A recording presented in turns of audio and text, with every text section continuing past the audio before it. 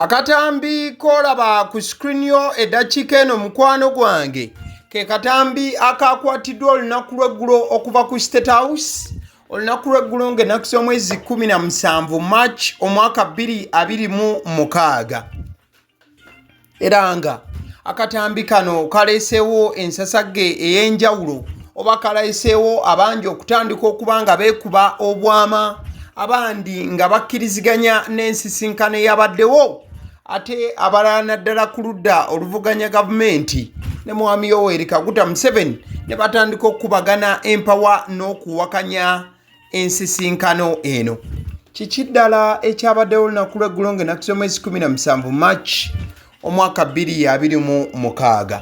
Pulezidenti Yoweri Kaguta Museveni ng'ali wamu ne mutabani we era ng'ono ye CDF w'eggwanga nyaffe Uganda Muhoozi basisinkanye munnamagye wa America era eyaganyuka omukulu amanyiddwa nga Lieutenant General Michael Flynn ono nga yazze mu maka g'obwa president olunaku olw'eggulo era nga wakati mu nsisinkano eno yabaddewo balina bingi nnyo bye baateesezaako.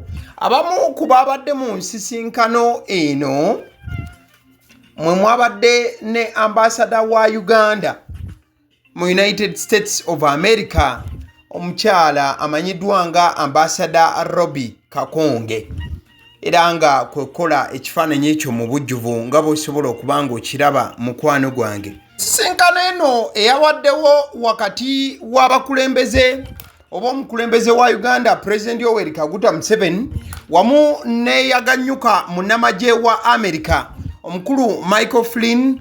President Museveni yaginnyonnyodde nti yabadde nsisinkano ey'okubeera nga ababiri bano oba abasatu mbayite basatu bana oba kale ensisinkano y'abano bonna yabadde nsisinkano yakuteeseganya ku nsonga eza interest wakati oba tugambe eggwanga lya Uganda wamu n'eggwanga erya America. Olw'ensonga President Yoweri Kaguta Museveni annyonnyola nti they discussed matters of mutual interest. Kati omuntu ayinza okwebuuza mutual interest kye kiki?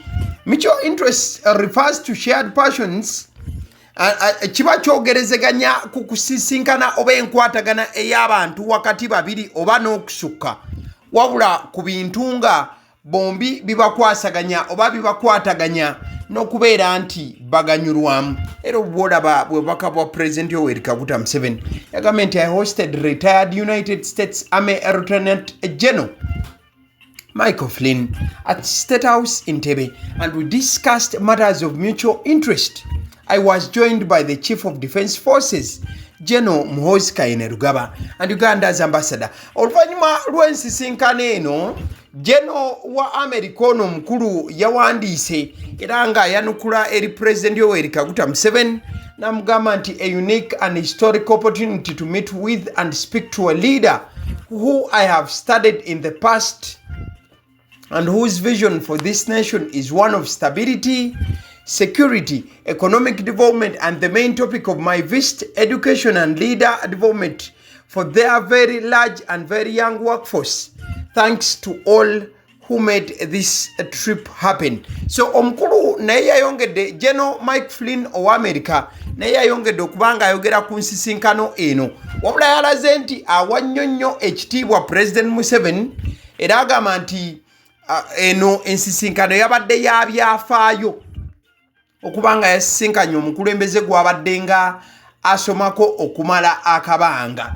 Ulira yagambye nti and the main topic of my visit, education and leader development for their very large and very young workforce.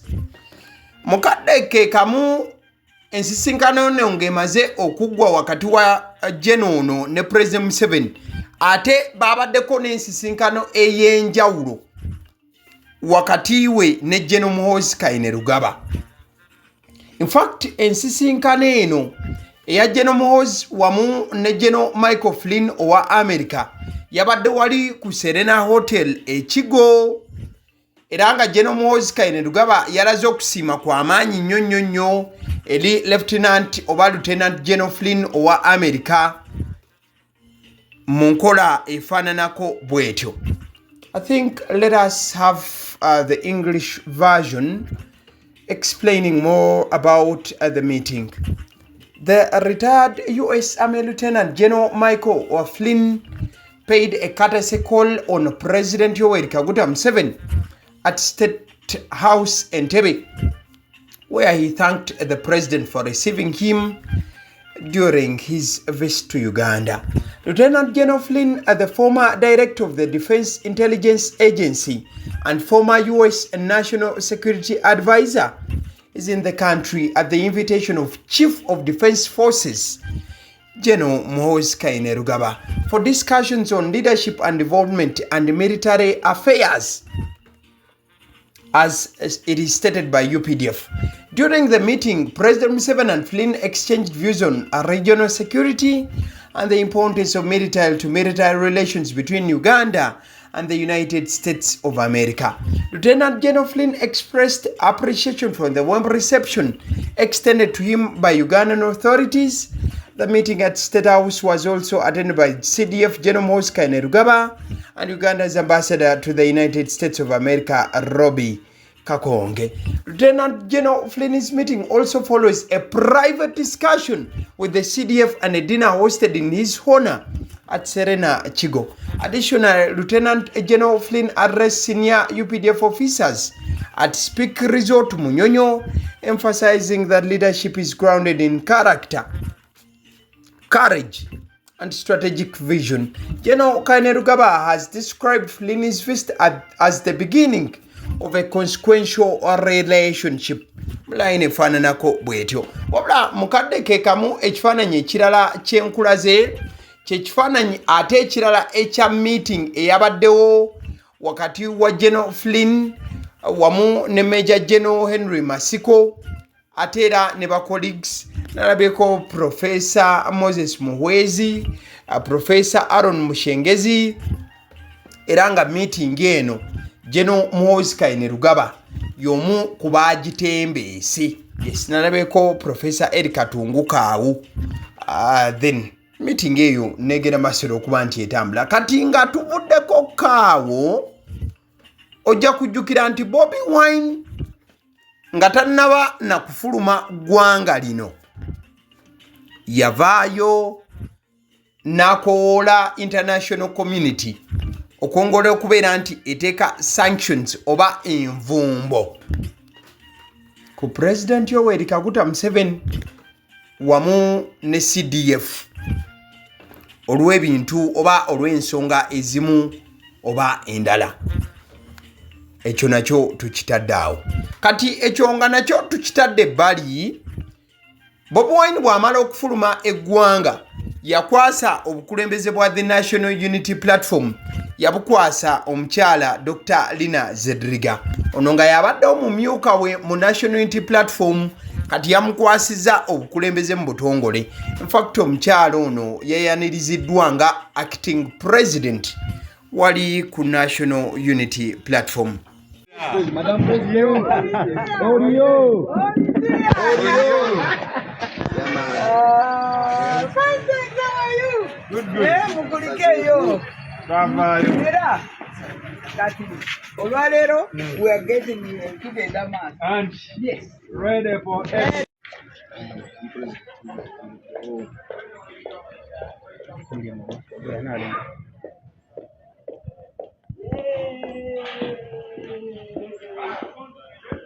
I tell you. Thank you. How are you? Smart. Thank you. I'm fine.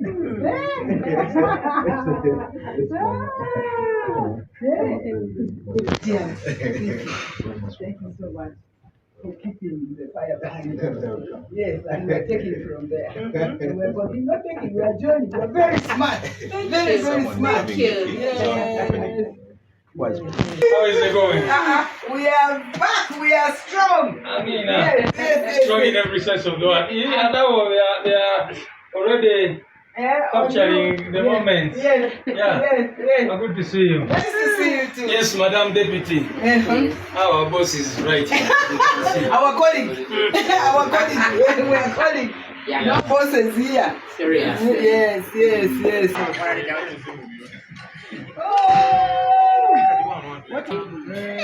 Hey, we prayed until they came and they said they could not charge.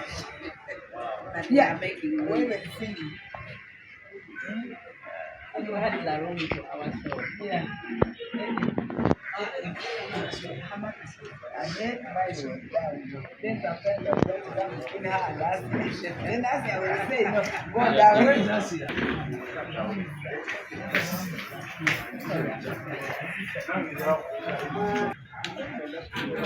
So that was Mama Dr. Lina Zedriga nga yanirizibwa mu butongole wali ku National Unity Platform omulundi guno singa deputy president wabula nga acting president mu butongole mukadde kekamu osobola okubanga omulengera awo omukyalo ono mukadde kekamu omukyalo ono nga acting nga president wa NUP mu butongole yatandise emirimu gye wabula wakati mu kutandika emirimu gye ebimu ku bye yatandikiddeko kwe kubeera nga ennono za NUP asigala aziteeka waggulu oba okuzikulembeza ojja kujjukira nti ekibiina ki National Unity Platform ebbanga lyonna kibadde nga kiyimirira wamu n'enzikiriza ez'enjawulo omuli n'okubeera nti basiibuludde nga abayisiraamu naddala nga ekisiibo kituuka okuba nga kiggwako so Dr. Lina Zedriga ennono eno teyagiyimiriza oba teyagitadde ebbali yagenze maaso olw'okuba nga abasiraamu bonna infact n'abatali basiraamu aba NUP bakuŋŋaana okubeera nga basiibuluka era byebimu ku bifaananyi byosobola okuba nga olaba infact n'alabyeko ne Bobi Wine ng'ateekayo baka ku cause eno n'agamba nti in continuing with our tradition the leadership of the National Unity Platform held an iftar dinner with our Muslim brothers and sisters during this month of Ramadan. Before then, prayers were held for our comrades who are troubled by different forms of persecution. Grateful to all our members and leaders who are ensuring that all activities continue to take place despite the state of fear and intimidation.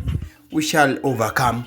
Nga yogera ku ngeri y'okubanga ennono ekyagenda maaso era agamba nti obukulembeze bwa National Unity Platform bwateeseteese dina eno eya futaari era n'agamba nti okusookera ddala wasoose kubeera nga wabeerawo okusabira banna NUP bonna abaasibwa ku lw'ensonga ez'enjawulo mukadde kekamu yayongedde okubeera nga asiima ne sekusiima yenna banna NUP abaasitukiddemu okulaba nti emirimu gy'ekibiina gikyagenda maaso olw'okuba nga gitambula newankubadde nga bali mu kutya okw'enjawulo n'okutiisibwatiisibwa in the state of fear and intimidation agamba nti luliba lumu kyonna kijja kugwa so ebimu ku bifaananyi bikuteereddeko wano mukwano gwange ebyongera okuba nga bikulaga embeera eyabaddewo wali ku the National Unity Platform mukaddeko okubeera nti basiibulula abayisiraamu ab'enjawulo osobola okulengera in fact omulabye Francis Zake nalabika Aziza Zion yes that is the man there abakulembeze ab'enjawulo abalondeddwa n'abo abatayitamu bonna babaddewo osobola okulengera treasurer omukulu oyo Katana yes yabaddewo nalabyeko Mr. Mosh osobola okumulengera ng'ali ne Haji Ali mulya nyama nganda then osobola okulengera Zahara Ruyirika she was present omukyala oyo omutegeera bulungi nnyo ku National Unity Platform awo John Baptist Nambeshe also came through also saw omukyala Nakwede omukyala oyo baba essala ddyo lyabaddewo ku maanyi badde gamba nti Nakwede ekintu kino akirwaniridde era akijje wala paka obuwanguzi bwe yabutuukako nga ne kooti nayo bamutwalayo sobola okulengera Mama Dr. Lina Zedriga omukyalo oli wa Western Deputy President kuva ku side eyo Honorable Joel Senyonyi came through David Lewis Rubongoya osobola okulengera abakulu yes nalabye Maulana abera Rain lwakuba mu bakazi ako Maulana and Rain also came through olunaku olweggulo ale nzikiriza nkutegeze ku bannaffe aba Honeybites bagamba nti bo omulimu gwe bakola gwa kukolera byakulya eby'abaana abadda ku masomero. Bwe tugamba abaana abadda ku masomero saabo bokka abadda ku masomero wabula n'ababeera ewaka balina package ey'ebyokulya eby'abaana mu line efaananako bwetyo. Gwe bakubire bukubizo bagambe njagala package y'ebyokulya by'abaana abali ku masomero oba abaana abalya ebyokulya. Balina ebyokulya yogera ku daddies, yogera ku binyeebwa, amawogola, yogera ku bagia, yogera ku cupcakes, yogera ku donuts. Osobola okubafuna ku 0709 78 75 08 ate era mukadde ke kamu bw'oba oyagala ku pizza size yonna era namba y'emu ate era mukadde ke kamu bakola ne cake eza buli mukolo babayita aba Honeybites. Njagala n'okutegeeza ku bannaffe aba Alson Painters UG bano basiizi ba langi era nga balina obukugu mu kusiiga langi era bamanyi ne langi ki egenda ku kizimbe kyo era mu ruumu ki tebasobola kuddira langi yandigenze mu kisenge ate ne bagisiiga mu ddiiro ey'omu dining ne bagisiiga mu kinaabiro nedda. Alson Painters UG omulimu gw'okusiiga langi bagukugukira ddala basiiga ebizimbe okuviira ddala ku ruumu emu paka ku makalina n'amakalina gwe bakubira ebukubizo bagambe nti Alson Painters UG namaliriza okuzimba ekizimbe kyange. In fact ne bw'oba olina ekizimbe nga kikadde nga olaba langi yakyo efaanana si bulungi Alson Painters UG bazze kugonjoola nsonga eno. Bakubire ku 0705 1936 be bannaffe aba Alson Painters UG. Aba Sidi Omusunsuzi lyerinnya eryange yenze aba Sidi Omusunsuzi yenze atuula emabega w'omuzindaalo buli lunaku era ly'eddoboozi ly'owuliriza ku mukutu guno aba Sidi Omusunsuzi ly'eddoboozi eryo era ng'omukutu kwoli gwe guno ogwagaliwo. Nagamba nti information yonna gy'olaba ku channel eno tetugattamu kintu kyonna ate tewali kye tutoolamu.